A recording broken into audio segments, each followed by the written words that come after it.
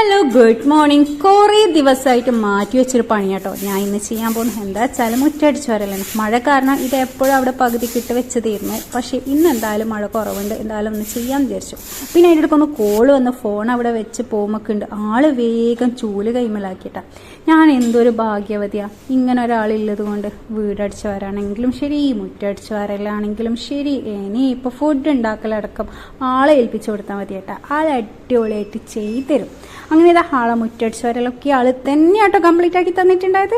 ഇനി ഇതാ കാലും മുഖമൊക്കെ നല്ല വൃത്തിക്ക് കഴുകി നമ്മളൊന്ന് ചായ കുടിക്കാൻ പോയ ടൈമോ ആക്കി ഇവിടെ ഇരുന്നിട്ട് ചായ കുടിക്കാൻ പറ്റുമോ. അപ്പോഴത്തേക്കാന്ന് ഇവിടെ ഒരാളെ കണ്ട. ആളെന്നെ പുറത്തേക്കും വിടുന്നില്ല. ഇതാ ഈ ഒരാളോട്ടോ തവളയുന്നത്.